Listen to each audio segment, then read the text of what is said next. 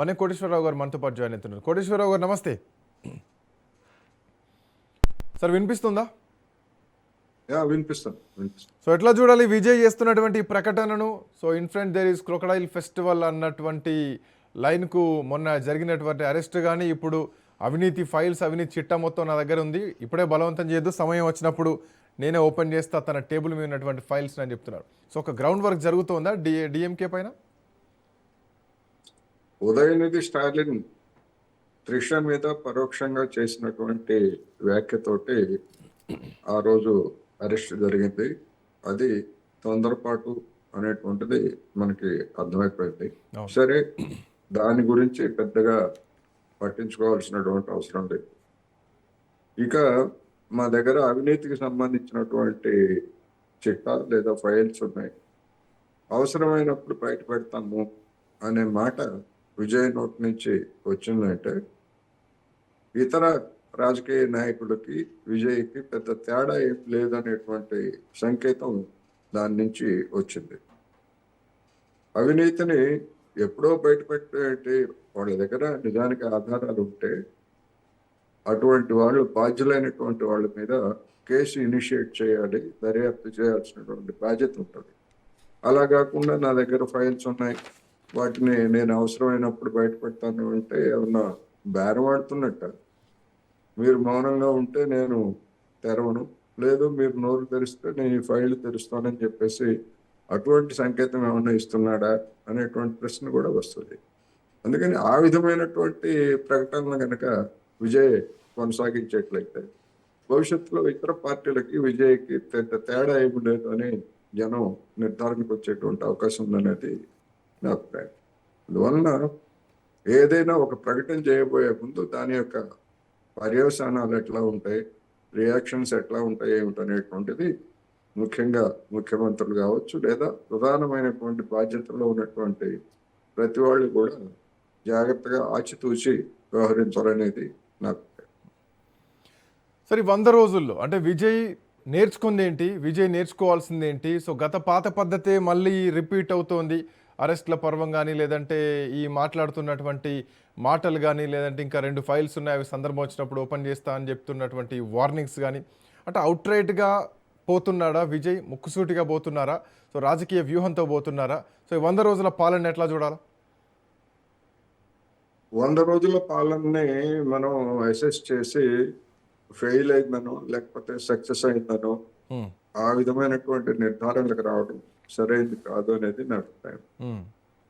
కనీసం 6 నెలలు, ఒక ఏడాది, ఈ ఏడాది పాలన కాలంలో చేసినటువంటి వాగ్దానాలని ఎంత మేరకు అమలు చెప్పారు, అదేవిధంగా ప్రతిపక్ష పార్టీలు లేదా ప్రత్యర్థి రాజకీయ పార్టీల వ్యక్తులతోటి ఎట్లా వ్యవహరించారు ఏమిటి అనేటువంటిది ఈ 100 రోజుల్లో లేదా వెల్లడి కాదు.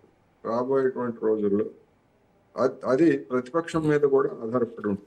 ఎందుకంటే ఇప్పుడు ఈ 100 రోజుల పాలన గురించి ప్రతిపక్షం చేస్తున్నటువంటి విమర్శ ఏమిటంటే మా పథకాలకే కొత్త పేర్లు పెట్టి అమలు జరుపుతున్నారు తప్ప ఇందులో కొత్త అంశాలు ఏమీ లేవు అనేటువంటిది డిఎంకే చేస్తున్నటువంటి ఒక ప్రధానమైనటువంటి విమర్శ.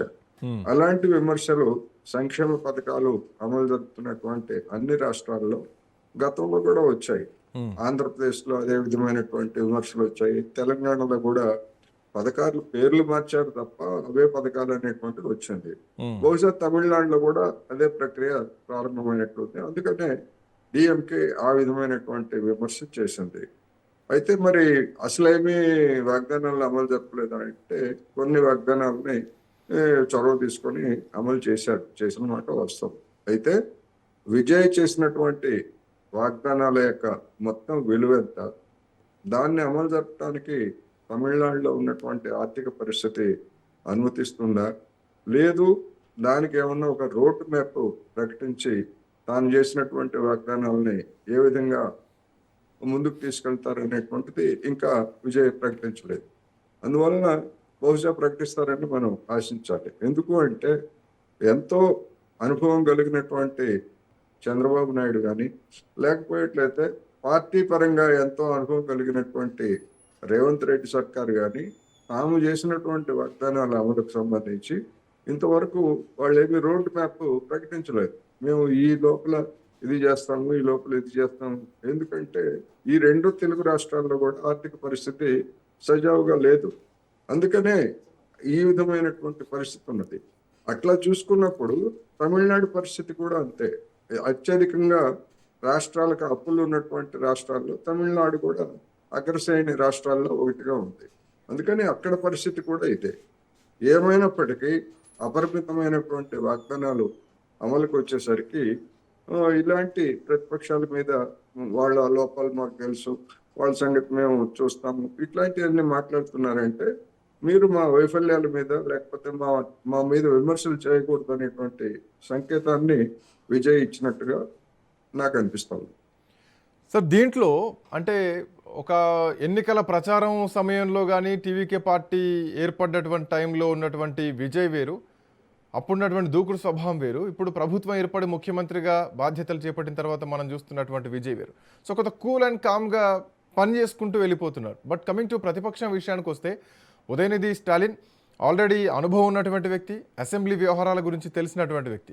సో విజయ్కి అట్లాంటి నాలెడ్జ్ ఏమి లేదు. సో రాఘవ కనీసం ప్రతిపక్ష నేతగా కూడా గతంలో లేరు. ఒక జనంలోంచి ఒక హీరోగా, ఒక ముఖ్యమంత్రిగా డైరెక్ట్గా బాధ్యతలు తీసుకున్నారు. సో అంతో కొంత సెంగట్టయాన్ హెల్ప్ తోటి ఆయన అసెంబ్లీ వ్యవహారాలని కానీ ప్రభుత్వాన్ని కానీ నడిపిస్తున్నారు. బట్ ఇట్లా నేపథ్యంలో సో పళనిస్వామి విషయం ఎట్లా చూడాలి, పళనిస్వామి ముందున్నటువంటి టాస్క్లు ఏంటి? సో ఈ ఎపిసోడ్ వరకు చూసుకుంటే కనుక విజయ్ కొంత నిలదొక్కున్నట్టు కనిపిస్తుంది. 2 వర్షన్స్ ఎట్లా చూడొచ్చు?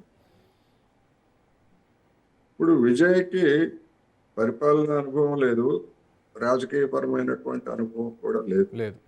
అందువలన అధ్యయనం చేయాల్సినటువంటి పరిస్థితి అంటే ప్రాంతీయ పార్టీలతోటి స్వరాష్ట్రంలో ఎట్లా వ్యవహరించాలి అనేటువంటిది ఒకటైతే, జాతీయ పార్టీలతో సంబంధాలు, ముఖ్యంగా కేంద్ర ప్రభుత్వంతో ఏ విధమైనటువంటి సంబంధాలను అనుసరించాలి, లేదా రాజకీయంగా బీజేపీ మీద ఏ విధమైనటువంటి వైఖరి తీసుకోవాలి, ఇవన్నీ కూడా ఒక కీలకమైనటువంటి ఒక ముఖ్యమైనటువంటి సవాళ్లు విజయ్ ముందు ఉన్నమాట వాస్తవం.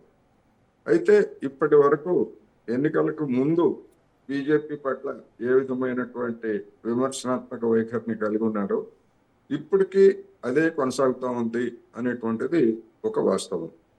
అయితే కేంద్ర ప్రభుత్వము మరి రాబోయేటువంటి రోజుల్లో ఇప్పుడు మాది ఇంకా 100 రోజులే కనుక కొంత సంయమనం పాటిస్తా ఉన్నట్టు కనిపిస్తుంది. సంయమనం పాటిస్తుంది కూడా. ఎందుకంటే వెంటనే ఏదైనా చర్యలు తీసుకున్నట్లయితే బీజేపీ మరింతగా బదనామయ్యేటువంటి అవకాశం కూడా ఉంది. అందుకని కనీసం ఒక 6 నెలల వరకు అటువంటి అవకాశం ఇచ్చి తర్వాత 6 నెలల తర్వాత ఒక్కొక్క స్క్రూ బిగించుకుంటూ గనక కేంద్ర ప్రభుత్వం గనక వ్యవహరించేట్లయితే 2 పార్టీల మధ్య ఉన్నటువంటి వైరుధ్యం ఇంకా తీవ్రమయ్యేటువంటి అవకాశం కూడా ఉంది. అదే సమయంలో కాంగ్రెస్ పార్టీ విజయ్కు సంపూర్ణమైనటువంటి మద్దతు ఇస్తా ఉంది. అందుకని ఒకవేళ బీజేపీ ఆ విధమైనటువంటి దాడి కనుక చేసేట్లయితే పార్లమెంట్ లోను వెలుపల కూడా కాంగ్రెస్ పార్టీ విజయ్కి అండగా నిలిచేటువంటి అవకాశాలు ఉన్నాయి.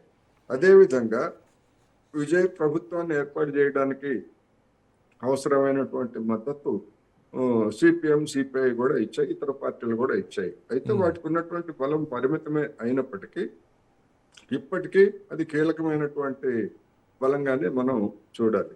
అందుకని ఈ నేపథ్యంలో మరి ఇన్ని పార్టీలతోటి తమిళనాడులో ఉన్నటువంటి పరిస్థితుల్లో ఆర్థికంగా ఇబ్బందులు ఎదుర్కొంటూ మరొక వైపు రాజకీయంగా సవాళ్ళను ఎదుర్కొంటున్నటువంటి స్థితిలో తన అనుభవాన్ని మరి ఏ మేరకు పెంచుకుంటారు, లేకపోతే తన అవగాహనని ఏ మేరకు పెంచుకుంటారు అనేటువంటి దాన్ని బట్టి విజయ్ పనితీరు రాబోయే రోజుల్లో ఉంటుంది. తొలి రోజుల్లో చేసినటువంటి కొన్ని పొరపాట్ల మీద వెంటనే రియాక్షన్ వచ్చింది. ఎందుకంటే హేతువాద ఉద్యమం లేకపోతే నాస్తికవాదం బలంగా ఉన్నటువంటి తమిళనాడులో ఒక జ్యోతిష్కుడికి పదవి ఇవ్వడం, ఉద్యోగం ఇవ్వడం అనేటువంటిది చేసినటువంటి అలాంటి వెంటనే రియాక్షన్ వచ్చింది. వాటిని సరిదిద్దుకున్నారు. అది మంచి లక్షణం.